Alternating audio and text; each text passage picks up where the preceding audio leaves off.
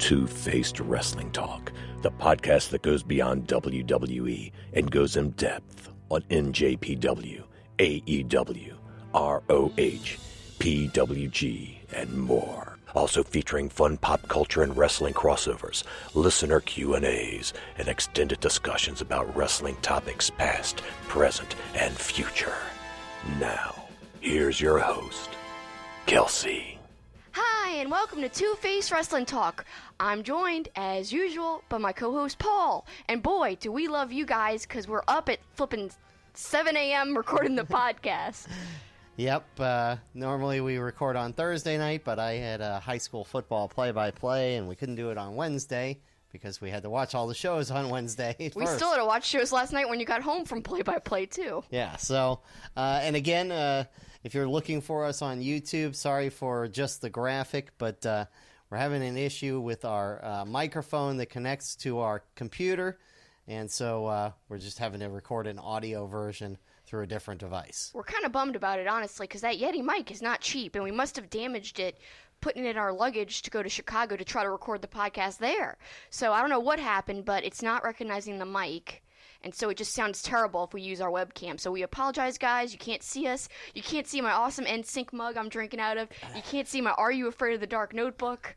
Whatevs. But just imagine it. But you're going to get to hear us, and we've got a good show in store for you. We're going to talk AEW, NXT, NWA, a little bit of WWE, a little bit of ROH, and then our second segment, we have another Halloween-themed Poppin' Wrestling connection. And it's my favorite of all of our Poppin' Wrestling Halloween editions so far. It's so good. You came up with it. I'll praise you. It was a great topic. It's all about wrestlers and trick-or-treating, and wrestlers and who has the best and worst decorated houses. Yes.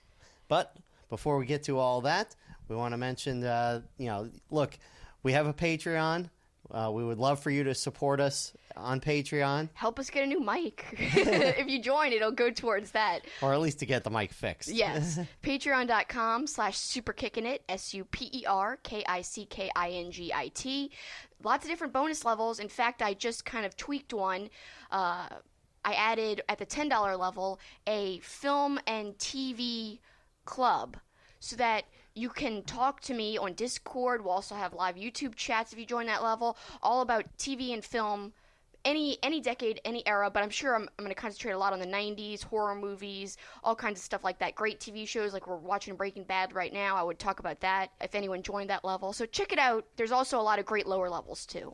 And if you can't do a financial support, make sure you rate us, whether you're listening on iTunes or Google Play or wherever. Just rate us, review us. It does help us. It helps us a lot in the podcasting charts, especially if it's on iTunes. So please leave a review. We'd really appreciate it. And it'll help other people discover our show. And we also want to thank Wrestling Travel for their great support. I know we've been mentioning Wrestle Kingdom, WrestleMania, but there's shows coming up before the end of the year that they've got travel packages to as well. Yeah, I mean, this coming month, November, they've got a package to WrestleCade weekend, and that's November 29th and 30th through December 1st. So check that out.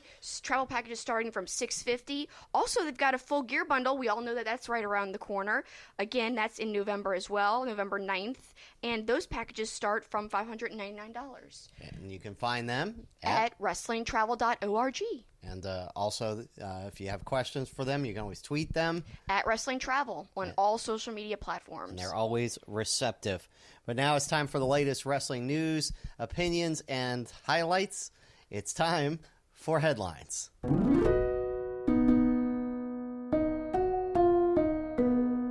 And we're going to start with AEW this week. And first off, I did notice in the ratings, I don't have the numbers in front of me, they did take a little bit of a dip this week. Of course, the World Series was going on Wednesday night, but every show took a dip because of that. Yeah, so I don't know what the final numbers were, but I think I saw it was actually under 1 million for the first time. Yeah. So still not a big deal. Still doing very well. So not a big deal, again, against the World Series, although the World Series ratings weren't great either. So I'm not sure that is a huge part of it either. But NXT actually jumped a little bit.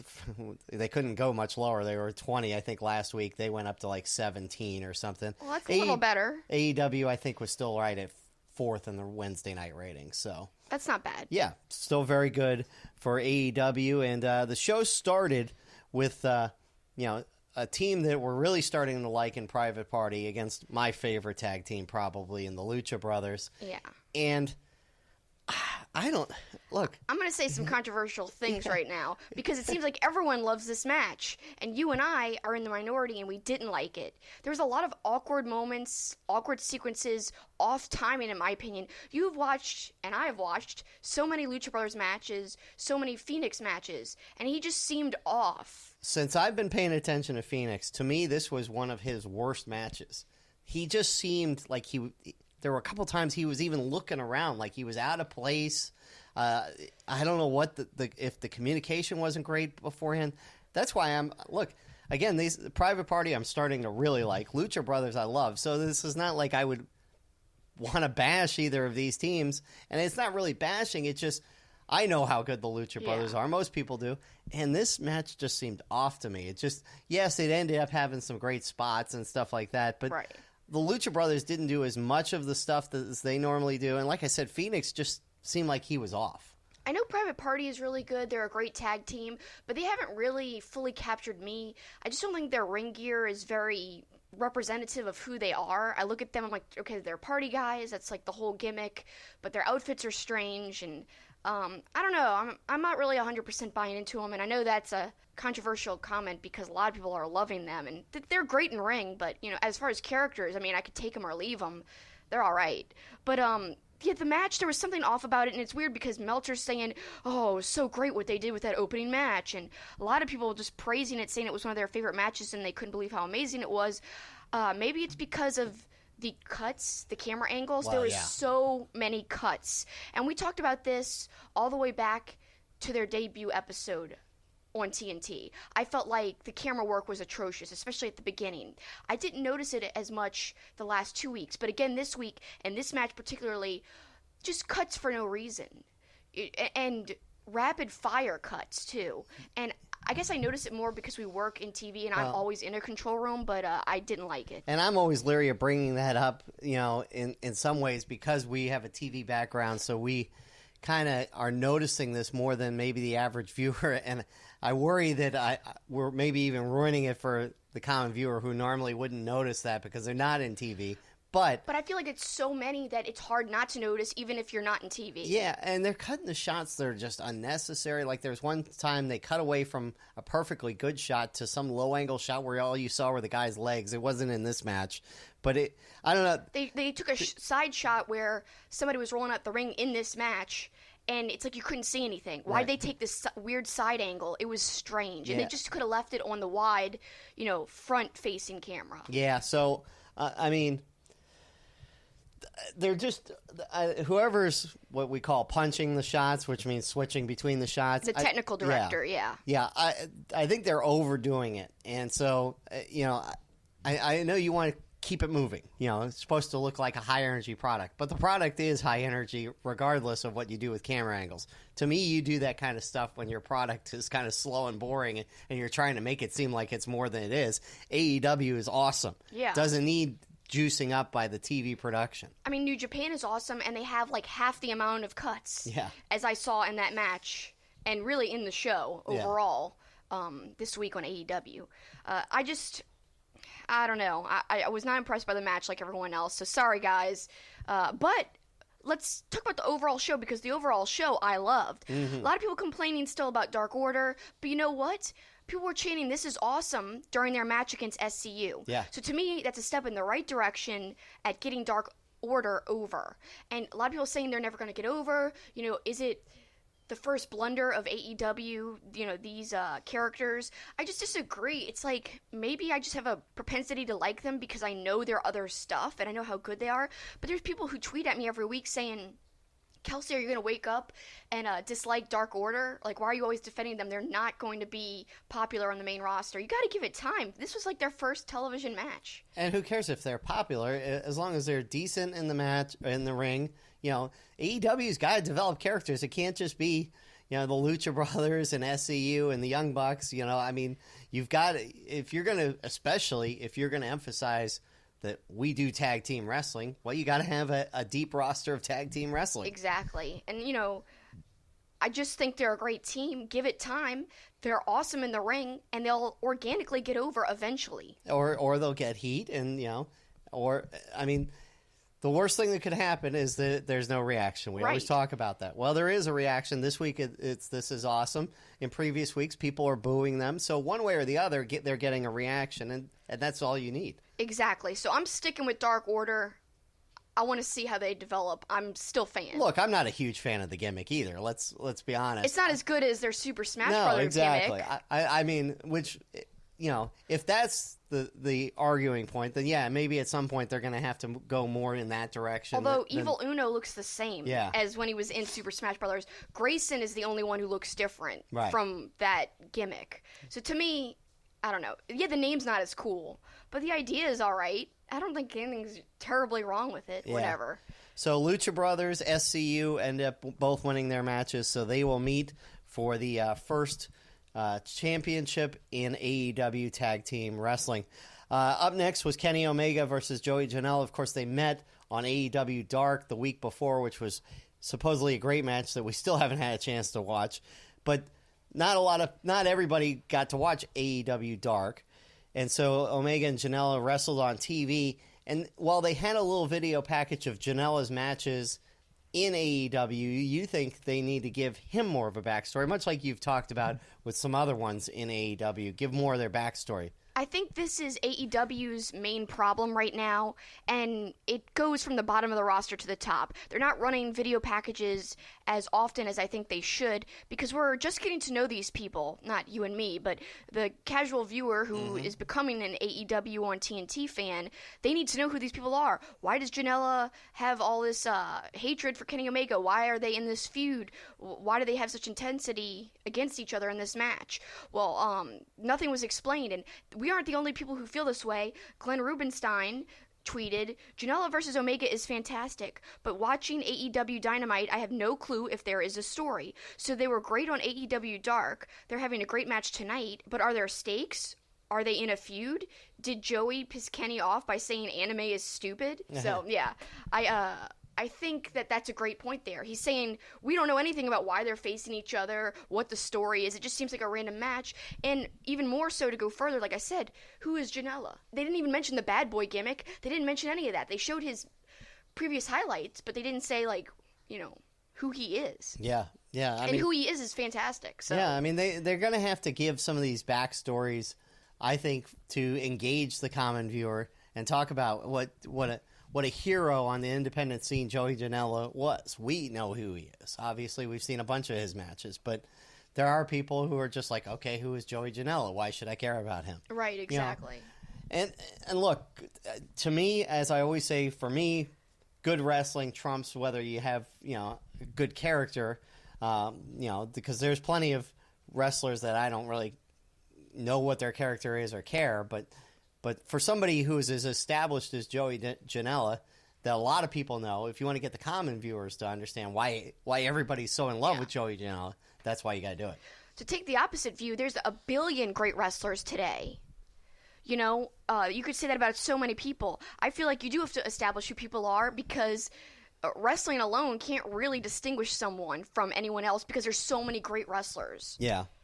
Moving on, Cody had another great promo. And then we laughed that it's funny that the owner of the company gets such an over-the-top entrance. Well, he gets this epic video package last week. Right. Then this week, so first I hear this, it's like angels singing or something, angelic voices.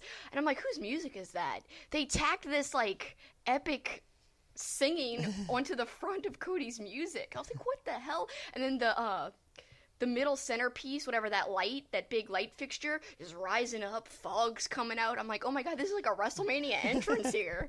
What the hell? He went all out. Well, now, the in-ring stuff was great with the promo and then, the inner circle stuff, but that just was over the top for his entrance. And he had more pyro in his entrance there than WWE had all of last year before they brought the pyro back. I mean, there was so much pyro. It made me laugh. Like, is he setting up in the future to be like a Vince McMahon in the character sense?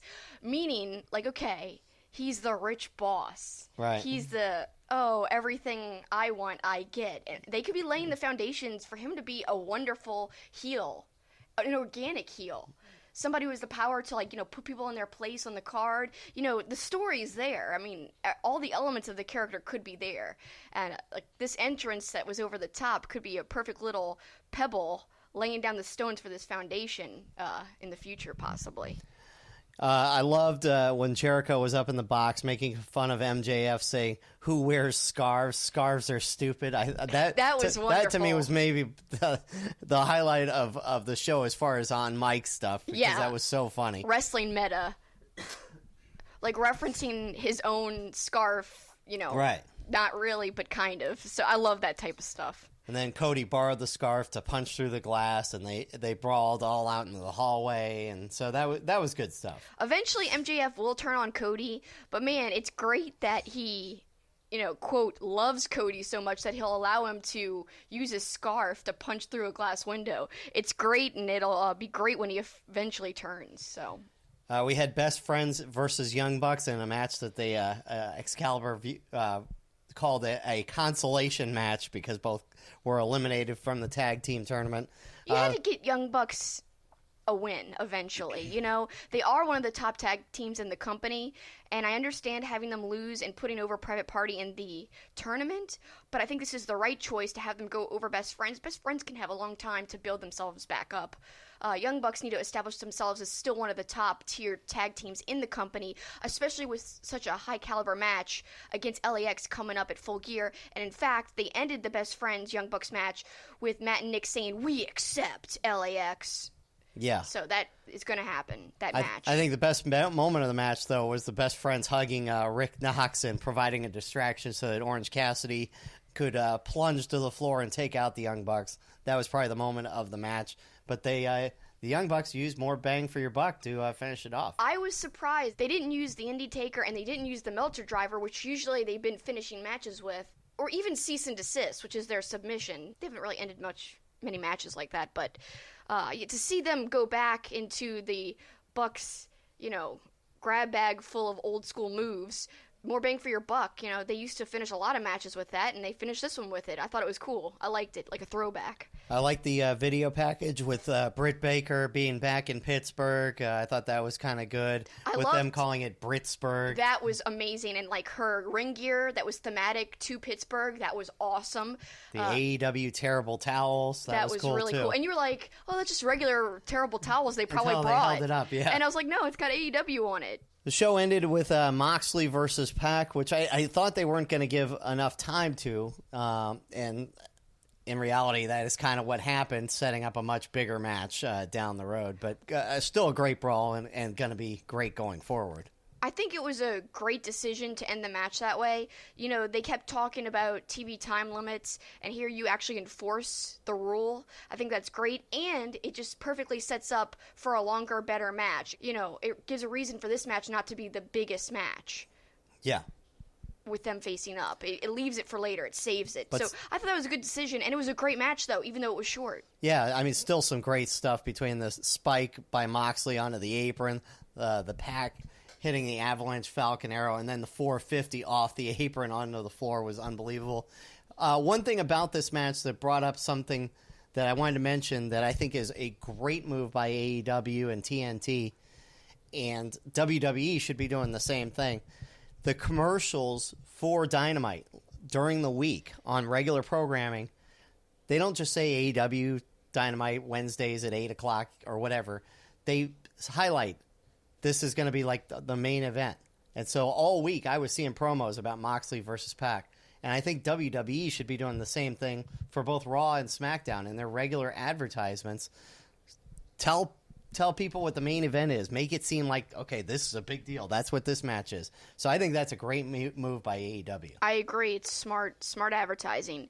And just the amount of time they're getting in mainstream sports is great in terms of advertising and promotion. It's just like it's very well done. Like during the NBA and stuff games, they were promoting it then too. Yeah, good work by AEW all around on the promotional front as they continue to roll right along. Their competition on Wednesday nights is, of course, NXT.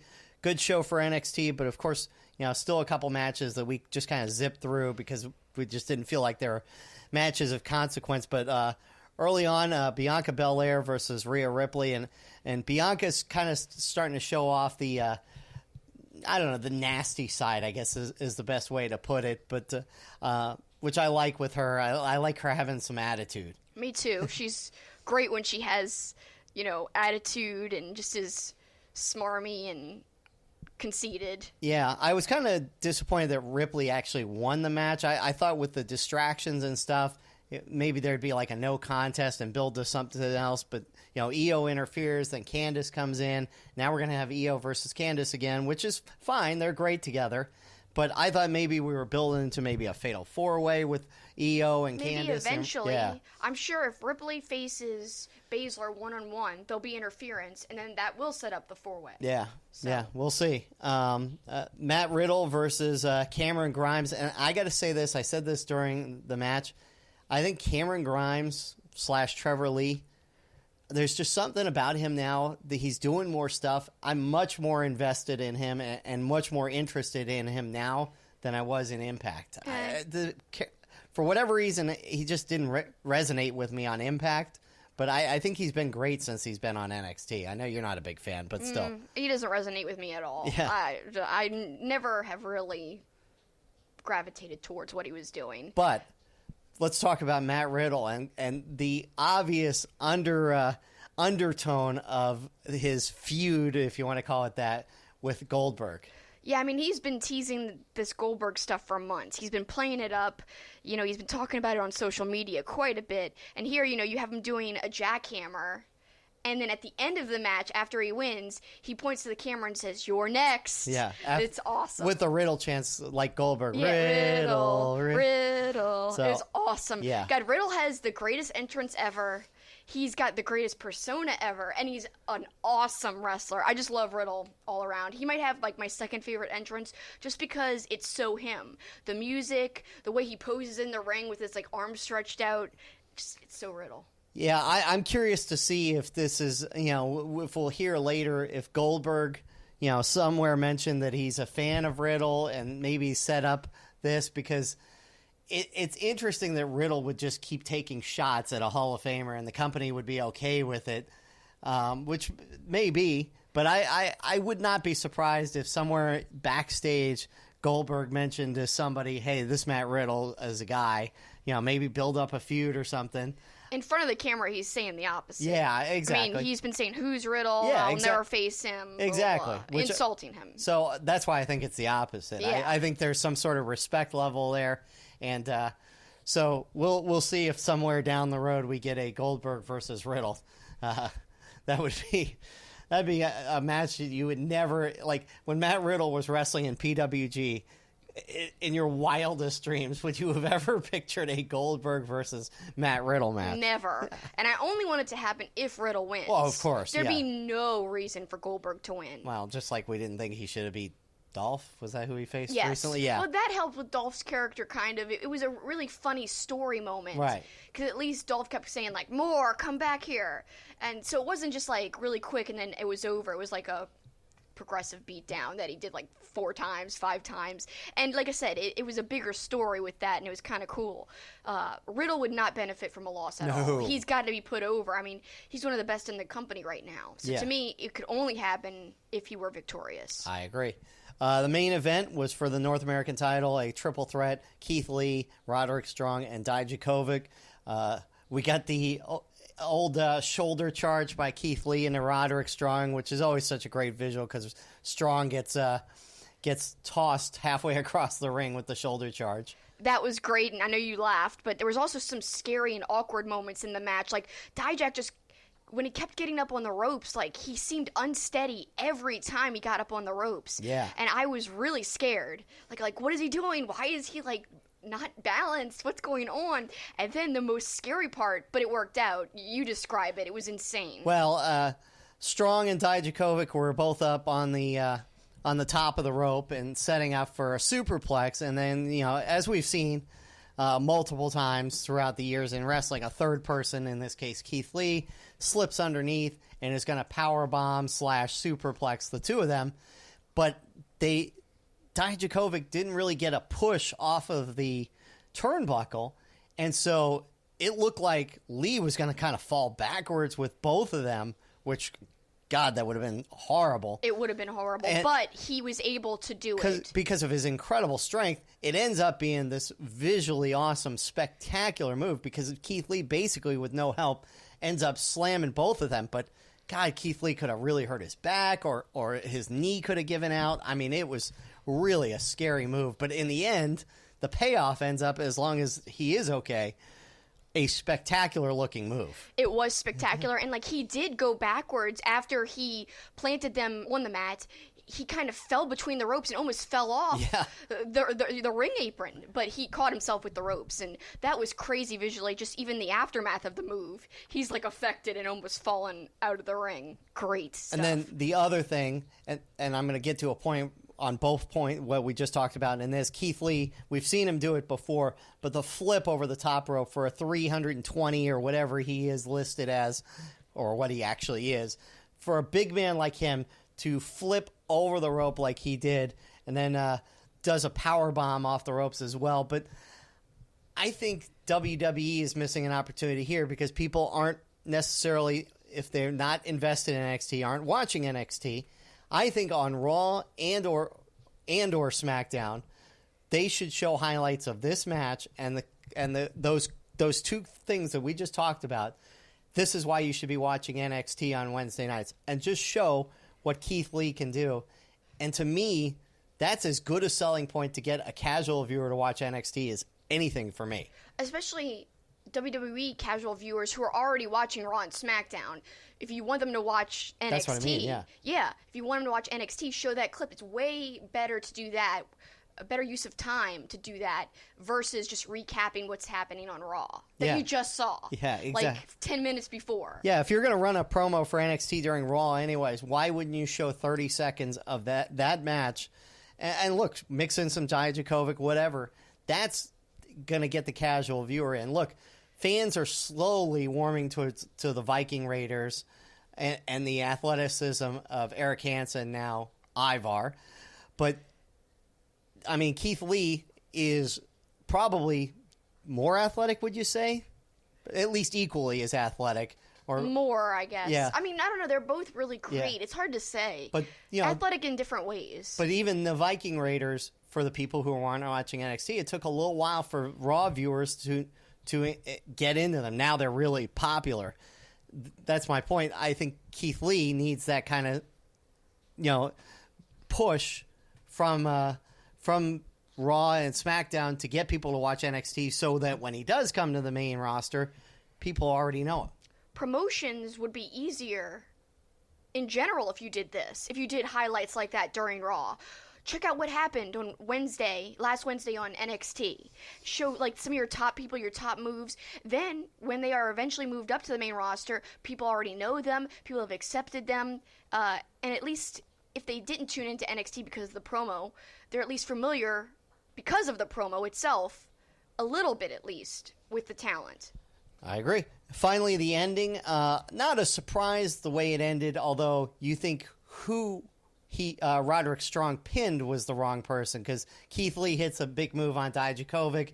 Strong comes in and kicks Lee, but I really thought that Strong should have still kicked Lee, but just pinned Dijak, because Dijak was hurt from the move he just took from Keith Lee. So it makes no sense. Roderick just kicks Lee, and that's it. Then he can pin Lee after just a kick, after Lee just went toe-to-toe with Dijak, and they were doing all these crazy, powerful moves.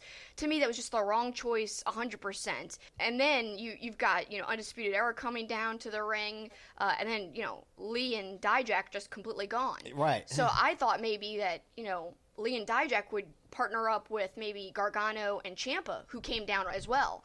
They were just two standing there against the 4 Undisputed Era members. And at that point, you're wondering, like, where's Keith Lee and Dijak? Well, and then I thought they would tease the teaming of Dijak and Keith Lee because they did team in PWG as the Monstars. Of course, that's a Space Jam reference. The really big alien guys in Space Jam, the team was called the Monstars. And that's what, because they're so big, Keith Lee and Dijakovic were called in PWG. And I thought they were teasing the reuniting of them as a team, and they could have been the Monstars again. It would have been awesome. Yeah, but instead Finn Balor appears, feels like he's going to back Gargano and Ciampa, and then the surprise Pele kick to Gargano and the attack on Gargano, which I thought was awesome. It was awesome, but then it leaves Great you surprise. wondering, like, is he with the Undisputed Era?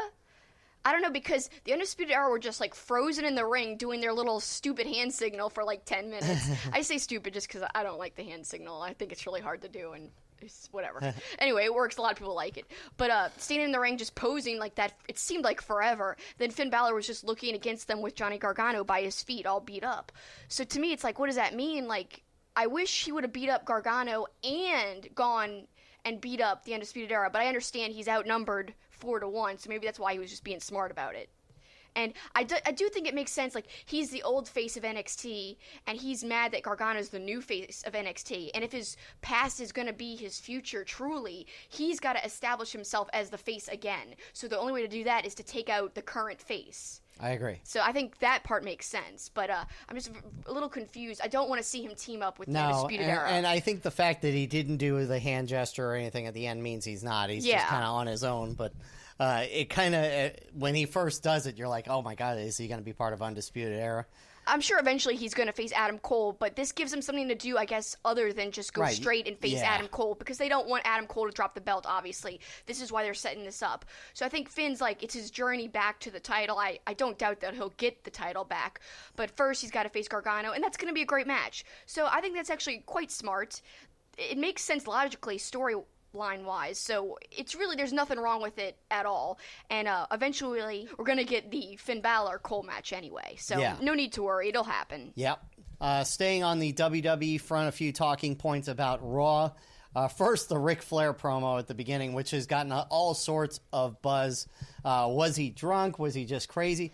I saw somebody tweet, and I wish I had captured it. I don't care if Ric Flair is drunk or not. He still delivers a promo better than 95% of the WWE roster. And that was true because he just seemed legit crazy, but impassioned and awesome. It was true. I mean, it was an awesome promo, like you just said. However, every time he talks, I get so scared and nervous. Like, what's he going to say? What's he going to do? It's like a nail-biting experience. It's crazy. Just because it feels like he's a loose cannon. But in that way, I guess it just re-emphasizes the point you just made because, I don't know, I guess he really is that good. If you're, like, literally on the edge of your seat waiting to hear what he's going to say, and if he's going to go off the rails, isn't that the point of a good promo? Yeah. So, it really, he does what he's supposed to do. In my notes, I wrote, he walks the line of being cringeworthy and awesome. So, yeah, that's a great description. So, very few matches for 3 hours of wrestling. I totaled it up, and I may be wrong, and I saw a recap too, and that's what made me think of it. Only 6 matches in the entire show, and I would say, oh, well, that means they're really letting the matches breathe, which they did on a couple. I mean, Ricochet and McIntyre was awesome. Rollins versus Humberto Carrillo, which is, I thought it was a really good match, but a lot of people weren't as high on the match. But I think it was a great Raw debut for Carrillo. Yeah, it was a very good showing for him. I thought he looked great. He did some fantastic moves, but they didn't do a instant replay of the move that you really liked. You had saw a move. We were actually at like a daiquiri place when we saw Raw. It was playing there live, which never happens in New Orleans. There's like no place you can watch wrestling live here. So it was crazy that a bar was actually showing it. Randomly showing Raw, yeah. There was a fan in the bar, so that was kind of cool. But as we were watching a little bit of it, you were like, oh, did you see that move? And I was looking down, so I said, no. You're like, well, maybe they'll do a replay. They didn't do a replay the whole time. Yeah. But he did some other great moves throughout the whole match, and even though he lost, he still looked good. And I saw a couple things, and of course, these are backstage rumors, but apparently Vince is very high on Humberto Carrillo and what he showed on Raw in his debut. He does need to get better with his promos. You know, he struggled. He had some flubs and stuff. But hell, I have flubs all the time, including in this show, quite a few. But so I understand he's nervous, but he's so young looking too. I'm sure there needs to be some time for him to develop. I agree. As the bad guy in Troll 2 says, we need some time for some things to happen. And he needs some time for some things to happen, some development. But this is a good start. I don't want to take anything away. It's a very, very good start to what should be a long and fruitful career. So Yeah, let's hope. I hope so. Hopefully he gets a long push. I'm already thinking down the road a Ricochet Carrillo match would be awesome. Oh, God, yeah, that would be really, really intense and good. And crazy moves all around in that match. Before we discuss the rest of Raw, any of these matches, because you said there were some of these matches that you liked that were awesome, compare it to AEW in-ring matches. Did you like anything on Raw as a match better than anything on AEW? I don't know if I'd say better. I think you could have put Ricochet and McIntyre or Rollins and Carrillo on AEW, and they would have fit because they were both quality matches. I don't think I'd say either was better. No, no. I'm just curious. No, definitely not. I was putting you on the spot No, there. no. You passed with a good answer. I mean, I'd have to look back again on AEW, but what I think I like about AEW is every match is 20 minutes, 20-minute time limit. I mean, there's a few that they make TV time limit or whatever. Yeah. But it keeps. I mean, look, if you make every match 20 minutes, you basically have 6 matches in 2 hours essentially, and it keeps it like flowing.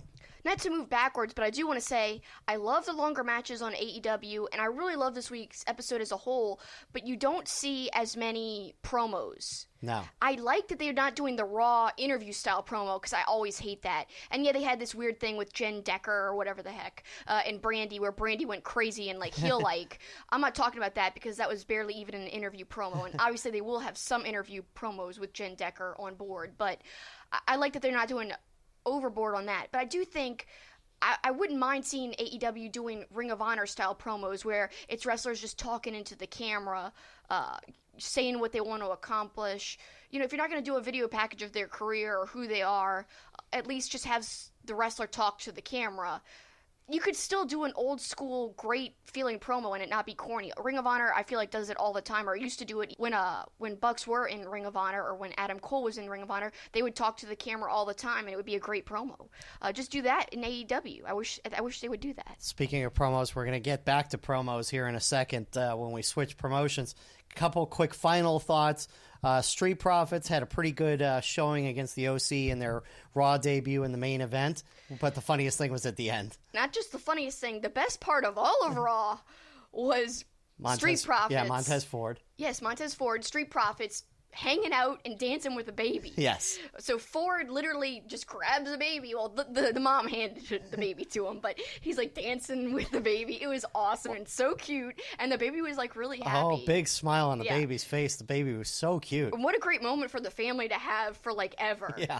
So, and what a kind of memorable match debut for Street Profits. Yeah. I believe that was their debut, right? Yeah, on Raw. So, in ring, yes. What a great in-ring debut to top it off with that baby dancing. I don't know, just a great moment that I think they'll play in future years when they do all those highlights. I'm sure that'll be a future highlight for them for years. So I thought that was the best part of Raw, period. Final thing on Raw, while these two are great together and probably two of the best wrestlers on the entire WWE roster, Owens confronts Styles. We've already had that feud. Shouldn't Owens be going after somebody else? I feel like Owens should be going after Rollins. I mean, I'd like to see Owens as the champ again. Yes, I feel like that could change it up. People are really turning on Rollins. You've said this recently, that there's a lot of backlash for Rollins right now. And I think it's just because, he's kind of a corny baby face, and he's such a company guy on Twitter and stuff. I think people are just revolting against that type of persona. I like heel Rollins. I miss heel Rollins. So to me, it's if you're not going to be a heel, I'd rather have Owens as the champion. Even face Owens, even though I don't like it as much as heel Owens, I just think would be a better fit as the face of the company, just because he can bring people in. He's really entertaining. The match quality is there too, just like with Rollins, but just the character is stronger to me. Yeah, I think a lot of people just think the Rollins thing is kind of stagnant now. Yeah, that's what I'm saying. It's kind of stale. And look, I think the day is coming, mark it down, that the same thing's going to happen with Becky Lynch, where the love of the man character and all that, I think there's going to be a turn there where fans, if she doesn't keep advancing that, if she kind of becomes stagnant like Rollins, I think there is going to be a turn there too. So there was tweets again by Rollins saying, like, whenever Kenny Omega wants to leave the minor leagues and come to the big leagues, he can have a match against me at WrestleMania. So people were all up in arms about it. Other people, like our friend Ant, was like, I'm okay with the tweets. Yeah. I'm okay with all these like back and forth insult tweets. It's just character and stuff. Whereas people like apparently JR on his podcast was like, well, maybe Seth Rollins can talk when he's just as popular as his girlfriend or whatever. I was like, whoa. It's funny that JR is defending the company when sometimes he bashes it on commentary. Right. Not bashes, but he'll highlight some of the inaccuracies of the way the product's being presented on commentary. So I just think it's funny that he does that, yet he's so impassioned and angry at Rollins' tweet. So, I don't know. That's kind of funny. A little side note of news there. I don't know. JR really behind AEW, at least, off screen. Yeah, that's for sure. ROH is in England this week for Honor United. We're not going to talk much about it because some of the shows are actually the same day our podcast drops. But matches we are looking forward to. I'm looking forward to the Briscoes versus Aussie Open. I think that'll be awesome. If it happens, they teased on their last pay-per-view, we're thinking it'll happen. I haven't seen any updates otherwise. This is a good time to mention, Ring of Honor's website needs some work. We've never talked about this. It's very difficult to find information on their website, and I hope that they can brush that up. Well, we always kind of talk about them in conjunction sometimes with New Japan. New Japan, you go to their website, you see a lineup card right away. A lot of these promotions, and even like, sometimes WWE even, just put a lineup card on your site. This show's coming up. This is the lineup. New Japan does that perfectly. We you just go to the schedule tab. Yeah, exactly. And then also that's the same tab where you can find results. Right. Or maybe there might be a separate results tab, but either way you could find the results of previous matches and you could find up the lineup of upcoming shows. They do that so well. Their site is very well organized, whereas Ring of Honor, it's just a mess to find anything. Yeah. And even wrestler bios is difficult. Like, everything on the site is not user-friendly. They've really got to change that. Yeah. Because we were trying to find out more matches to talk about, and we couldn't even find lineups. Right. It's just random articles. Yeah, they did. I mean, look, I eventually found the Friday night card, but they don't make it easy. No. I mean, it may all be there, but they don't make it easy to find at all. And, I don't criticize Ring of Honor that much, because I love Ring of Honor. I truly do, but that's something that needs improvement for sure, because we don't even know Aussie Open versus Briscoe. Is that really happening? There's nothing on the website. I don't know. But anyway, what is happening also, apparently, Mark Briscoe versus Jay Lethal. I am very excited to see that because I love Mark Briscoe. And of course, Jay Lethal, one of the greatest wrestlers in the world. That should be amazing. We talked about it last week. Got to mention it again. Mike Bailey making his Ring of Honor debut. If you guys don't know who he is, as I said last week, you will be impressed. He's literally incredible. And I just found an OTT wrestling match between him and Matt Riddle when I was searching Google stuff to make sure he really was facing Flamita, which that's what they're promoting, Mike Bailey versus Flamita. Originally, it was supposed to be Bandito. Right. Now, as far as I can tell, it says Flamita. But as I was searching that, I saw, like I said, Mike Bailey versus Riddle. I saved it. I'm going to have to watch that. Sounds like it could be good. Absolutely. Flamita also making his Ring of Honor debut. He'll also go against Colt Cabana. And then Roosh versus Jeff Cobb. That should be amazing, too. Should be a great match. What if Jeff Cobb wins the title? I don't think he will because Roosh has been so dominant, but wouldn't that be nuts? Yeah. No, and that's going to be a great show of strength. Both those guys are so strong. That should be a lot of fun. Finally, NWA Powerrr, week 3, I believe. Yes. And...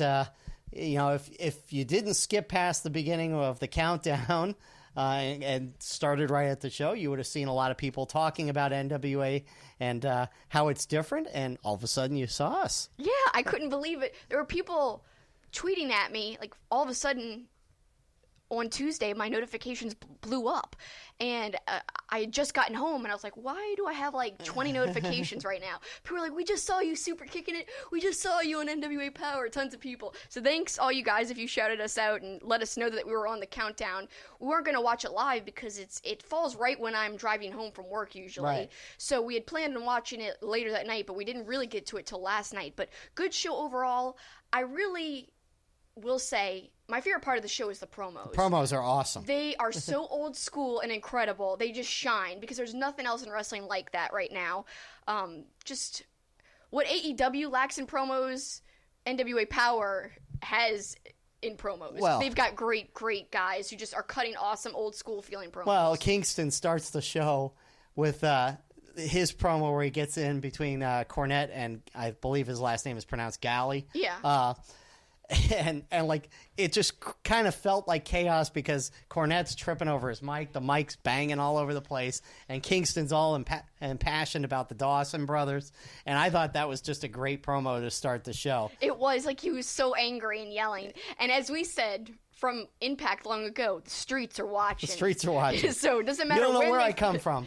It doesn't matter when they face the Dawsons, the streets will be watching. And that's from, if you guys don't know, a long time ago. There was some video package between them and LAX, yes.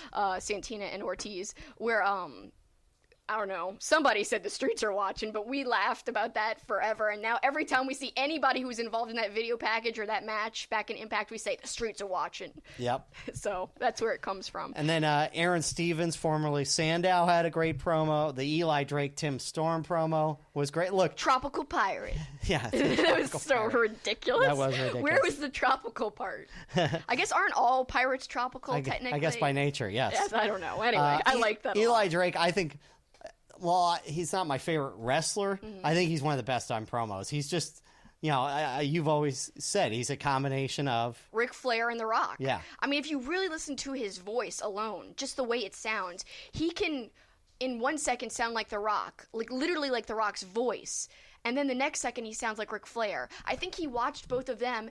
And if you have watched any of the 10 Pounds of Gold series on NWA's YouTube channel, literally Eli Drake said this, that his Mount Rushmore, two of the guys on it, Ric Flair, The Rock. So it's no surprise to me. It feels like he's watched them so much that he's almost mimicked them growing up as a wrestling fan. And now that just kind of naturally comes out, I think, as he's giving a promo. I think you can see that. And I don't know why a simple word as dummy makes me laugh, but like when he said that, the announcer, I got this dummy. It just cracks me up. I don't know why, but he's great. He is great. And back to the Tropical Pirate. Remember Captain Morgan chants, "I'm not Captain Morgan," and then he puts his leg up, yeah, like just the like pose. Captain Morgan. Right. So I could not mention that. That was fantastic. And I do want to say, I said a few weeks ago after their first episode, I really think the NWA Powerrr Open is probably one of the greatest things in wrestling right now. And I honestly I'm not exaggerating. I love the Open. It's got such a distinct feel. Nothing else is like that right now. No other Opens like that.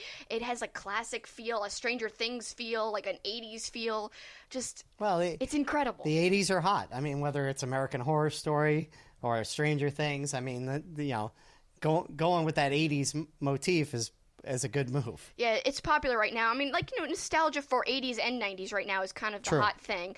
So this was a good time for NWA to launch this show because there's a lot of desire out there for those types of nostalgic things. But even further, with all this wrestling around, there's no wrestling that looks like what they're presenting.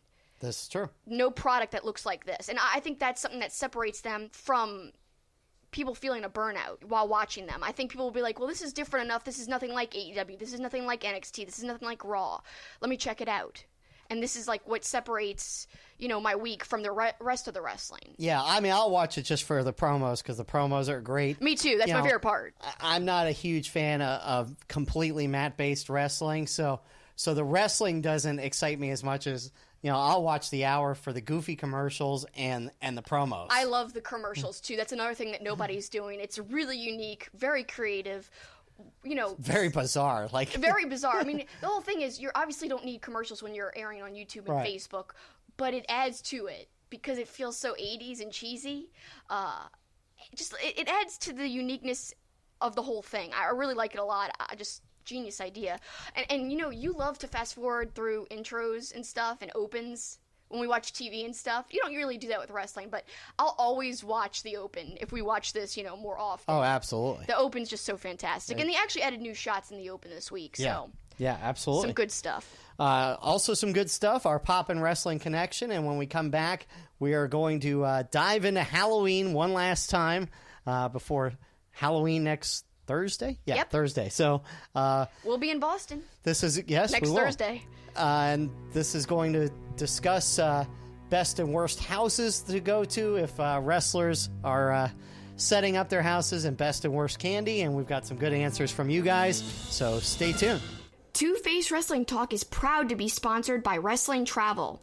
Check them out on Twitter at Wrestling Travel. Also go to their website, wrestlingtravel.org, to find out about all the exciting travel packages. They also have a very fun Wrestle Kingdom travel package, which includes round-trip airfare, 5-night hotel near the Tokyo Dome, lower bowl tickets to both days of Wrestle Kingdom, and guided tours by Being the Elite's fat-ass Masa. Come on, who wouldn't want to hang out with Masa? I think that's like the coolest thing they offer. You get to have some time with him, meet him, interact with him. He'll literally be hanging with you. And you'd get to be a part of the first 2-day Wrestle Kingdom, which is going to be really special in my opinion. They also have travel packages to WWE events, including WrestleMania 36, which you can sign up for information at wrestlingtravel.org. And they've got packages to the Royal Rumble as well, plus other events too. Check out their website. There are USA travel packages, but also UK travel packages. So whether you live in the UK or where we live in the United States, you can find something for you. Also, don't forget they've got a friendly staff that can help you out. DM them on Twitter or contact them through their website. Thanks, Wrestling Travel. Our Two-Faced Wrestling Talk logo was inspired by Two-Face, the Batman animated series character, and his coin. The logo was designed by the talented and creative artist Eric Hudson.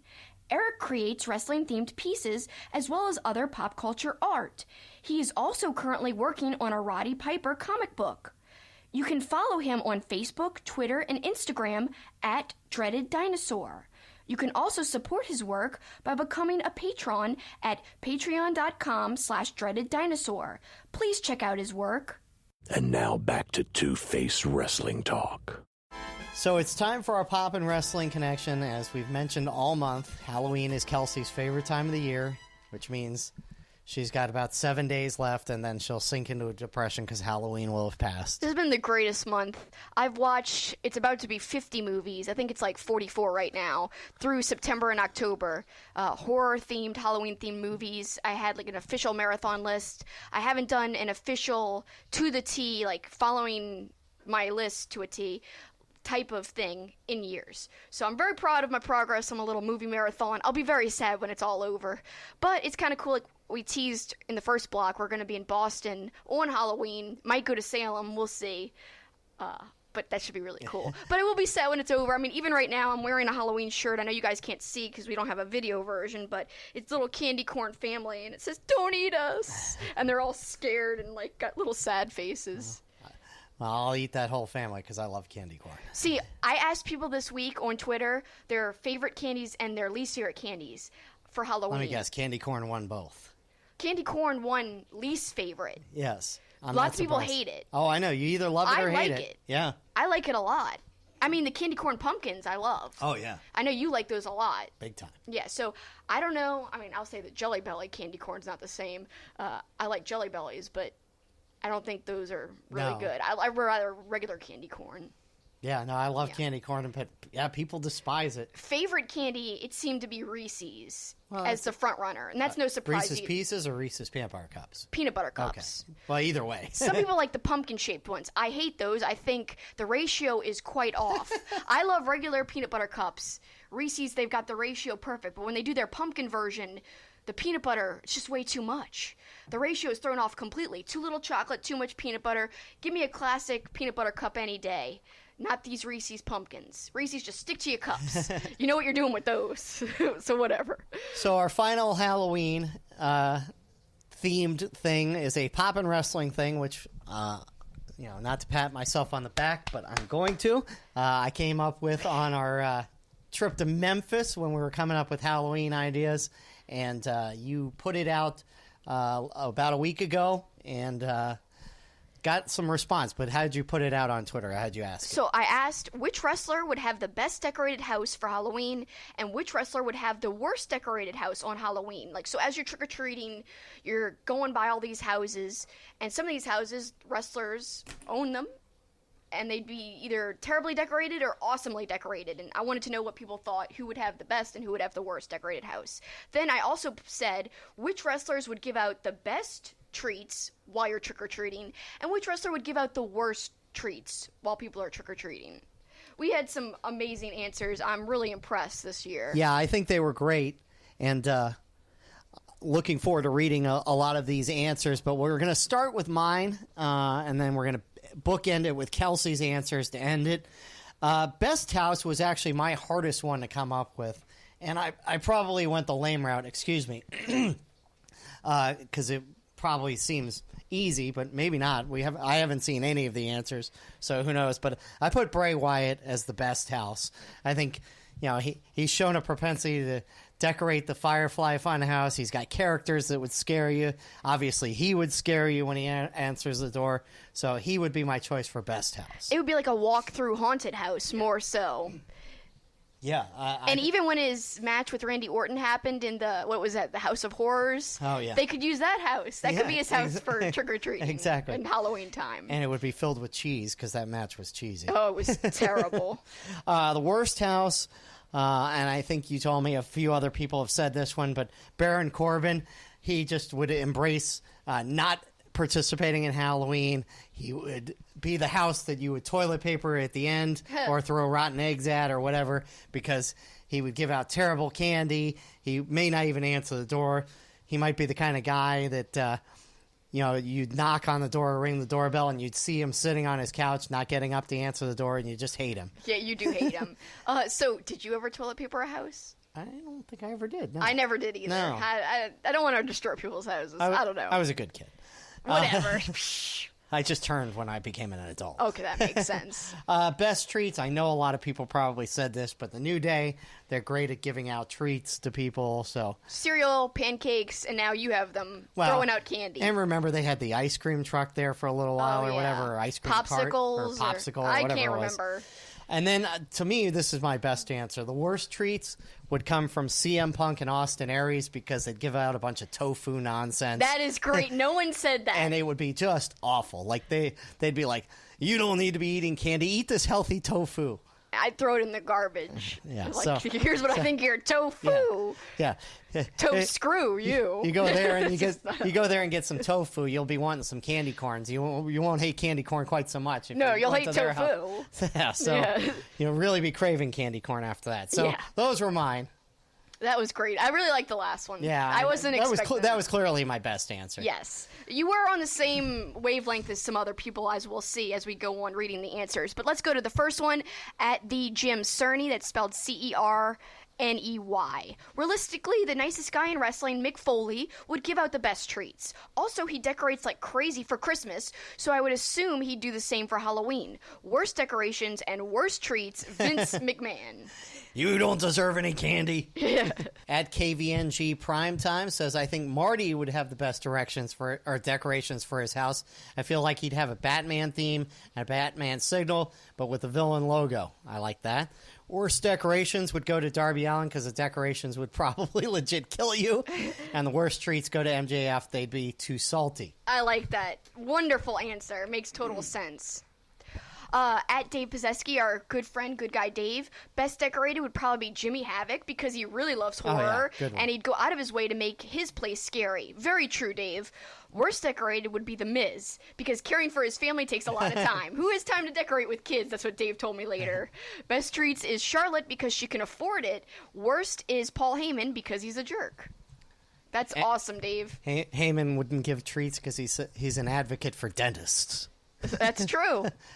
Although dentists get more business if you eat candy, so probably dentists may tell you not to eat candy because it's bad for your teeth, but they get more business if you eat candy. True, and we'll talk about that later. You'll see. There's people's answers who have to do with that. Oh, okay, good. Luke at Bren123 Luke. Suzuki would have the best decorated house because it would be decorated with the severed heads of young lions. I think that might be my favorite answer. Spoiler alert. It's an awesome answer.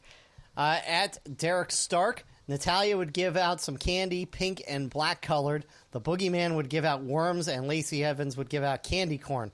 Undertaker would have the best decorated house and with tombstones all over the place. Yeah, he sure would. That would be a perfect thematic Halloween house. At Last Bone Stands, best decorated would be Luchasaurus. Just imagine the Jurassic theme. So awesome. Worst decorated house would be Brock Lesnar.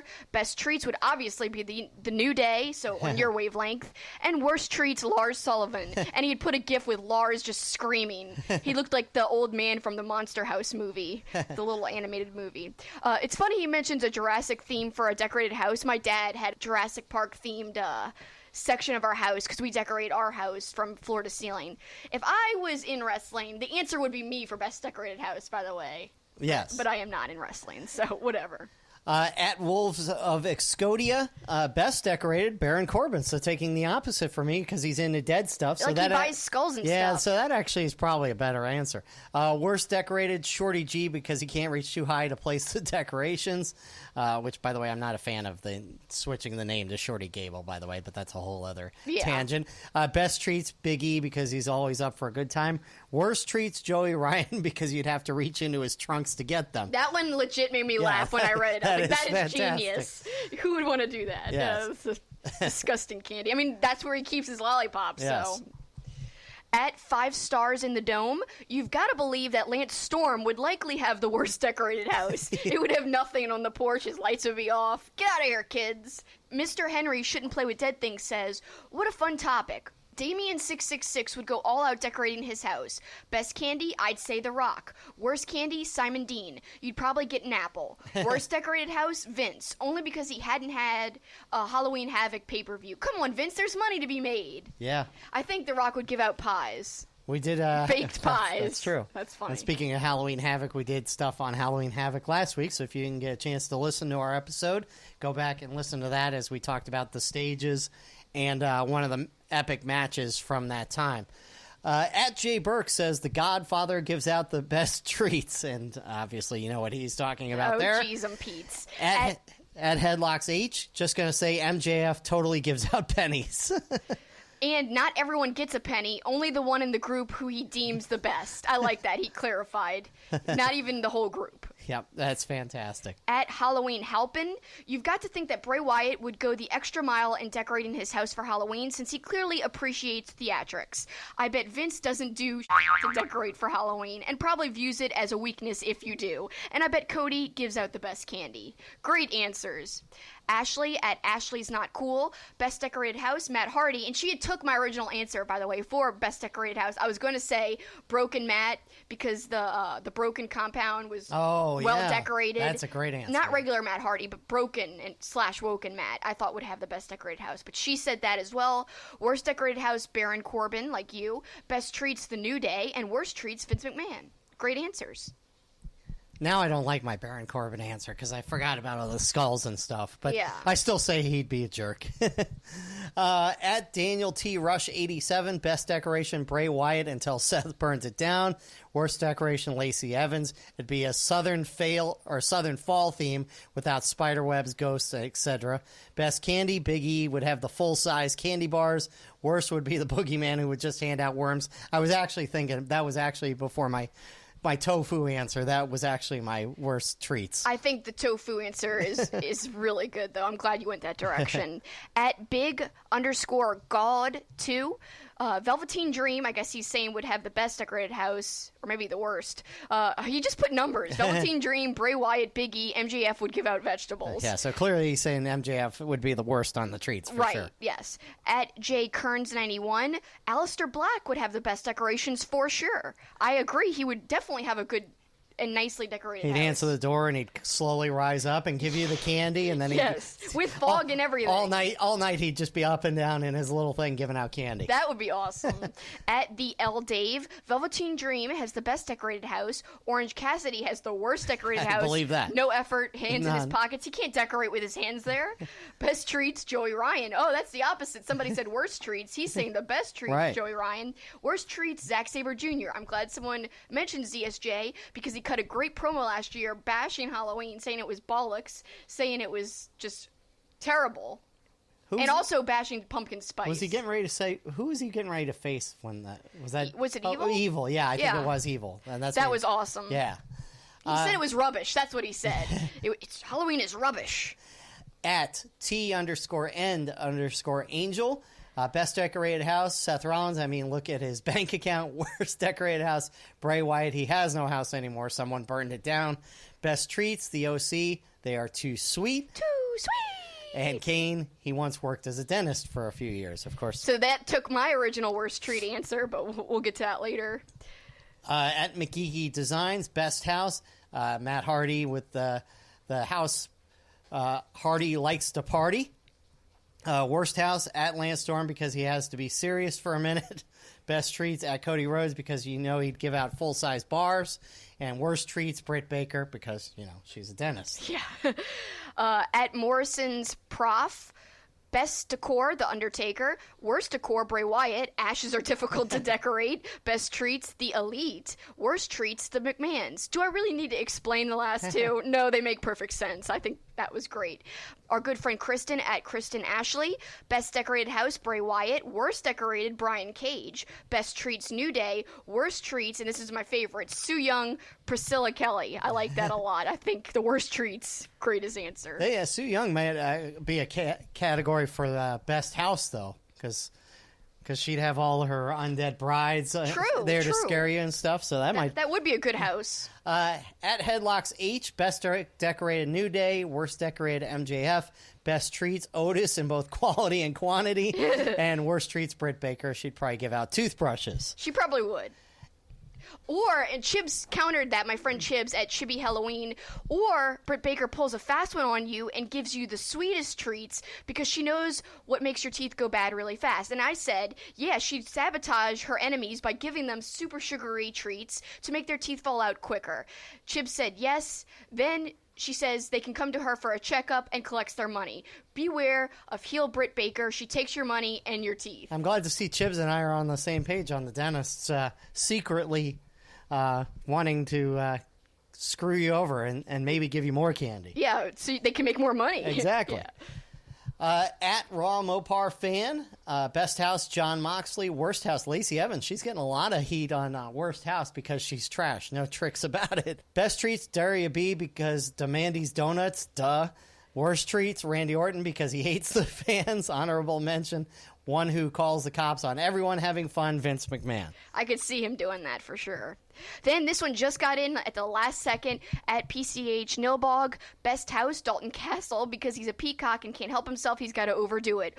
Worst house, ZSJ. He won't put any effort into it since Halloween is bollocks to him. And then finally he says, best treats, Dr. Britt Baker. She's a dentist, so by giving kids massive amounts of candy, she's setting herself up for the future. Worst treats, Beer City Bruiser. I believe he'd give out beer nuts because he shops at the bar.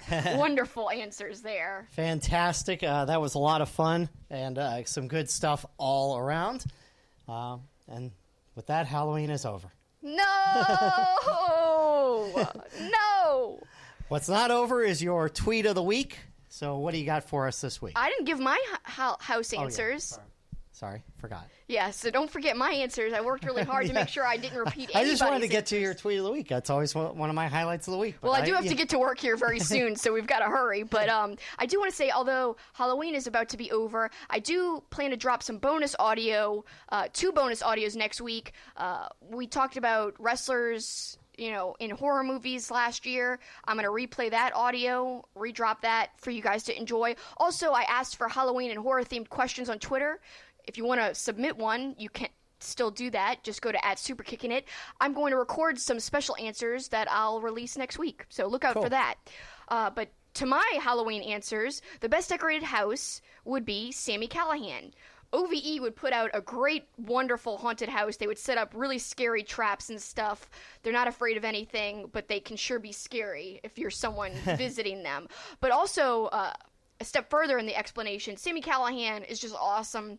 He recently got a tattoo of one of the terror dogs from Ghostbusters holding a giant pumpkin. It looked like the WCW Halloween Havoc pumpkin. So to me, he obviously loves Halloween and great movies like the Ghostbusters. So it'd be a no-brainer. His house would be awesome.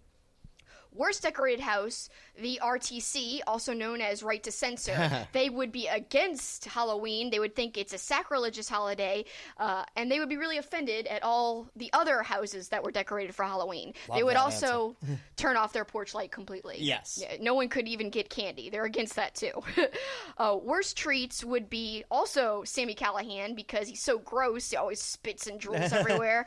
But also, I love Sami Zayn, but I honestly could see him giving out coupon books, but meaning well, like, you can save money. This is a great treat. But everyone's really disappointed coming away from Sami Zayn's house with just some coupons. They're really mad, throwing them in the trash, whereas Sami Zayn thinks he's doing good. Coupon books a thing? Like, people would give out, like, McDonald's coupons I don't and know if stuff I ever like encountered that as a kid, but, you know. Yeah, little coupon books, yeah. Huh, interesting. And then, of course, my original answer, though, for worst treats was going to be Isaac Yankem, DDS, but someone said Kane. They didn't say specifically his old gimmick, Right. but they said Kane used to be a dentist. If you guys want to know the official name, Isaac Yankem, DDS. And, of course, he would give out terrible treats, too.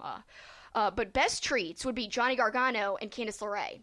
As a couple, their house would have some great trick-or-treating candy because they've made each other cakes. They're just so sweet. I mean, hell, Candice, her ring gear, there's a cupcake on it. I just think that they would go over the top, and you might get some cupcakes, cookies. They might go the extra mile. Candice practically has candy in her name. I know. So there you go. I just think they're a sweet couple who would give out some sweet treats. I like it. But you're right to censor answer. Definitely the best of those. I love that. Thank you. Yeah, I mean, that one makes sense. I can't believe no one said it. I was really worried on some of my answers. All right. So now that I jumped the gun on this. Yes. Best tweet of the week. Well, there's always a few contenders every week, as I say. But this week, I really enjoyed this. Well, one, before I get to my main tweet, this was a contender right here. Cody Rhodes tweeted about having the Rock and Roll Express on the show coming up before Halloween, the day before Halloween, to present the AEW World Tag Team Championships to whoever wins the tournament. But he also teased Charleston, the Halloween edition of AEW Dynamite is going to be off the charts, and he put a little pumpkin. Yeah. So I got excited after seeing that tweet. It's not my tweet of the week, but it was a contender because, wow, AEW is going to have a flippin' Halloween episode of AEW Dynamite. I'm pretty excited. Gives you the feels for WCW Halloween Havoc. It should be awesome. Can't wait to see what they do. Will they have a decorated set? I really flippin' hope so. And will Tony Schiavone break back out his Phantom of the Opera outfit that he wore on Halloween Havoc on like the third or fourth one? Remember when we were watching? Would be a really thematic nice touch. That would be. I hope he does it. If Tony Schiavone's listening, I'm giving him an idea right now. Bring it full circle. That's right. Come on, do it, Tony. All right, and so my real tweet of the week, the actual tweet of the week, at the Beth Phoenix, wrestling is an art, not a science. That's what makes it touching and subjective. We can have different opinions without being jerks to one another. #respect. Love it, classy, and I love her on commentary, by the way. That goes along with the line that you haven't used in a show in like a month and a half. Our buddy Trace probably doesn't know what to do because he always used to complain that every week you would say, it's always okay to agree to disagree, and that is my motto. So Beth Phoenix is on the same wavelength. As long as it's in a respectful way. Of course, yes. Yeah. Yes, so Beth Phoenix. #respect. Yeah, Beth Phoenix and you thinking the same way. Yes. That's going to do it for our show. We're going to be on our way to Boston next week, as we mentioned. Halloween in Boston. Not to mention the parts I'm excited about: 2 Bruins games and a Celtics game. I'm really excited about the Bruins game. Celtics, whatever, it'll be fun, but I'm more of a Bruins person. Hockey, I can't wait to go. It'll all be fun, though, and I'm excited about Salem, like I said earlier. Should be just a fun, great time. I've never been. No, it'll be awesome. Next week, we'll wrap up the Honor United shows. Of course, we'll talk AEW and NXT. I have no idea when we're going to record the podcast. Yeah, we'll just see. Whenever. We'll figure it out. It'll all be fine. Well, until next week, for this week, that's about it for us. See when we'll drop or record the podcast next week, but it should be dropping on Friday. We hope everything will be in order. But until then, that's it for us. That's the finish.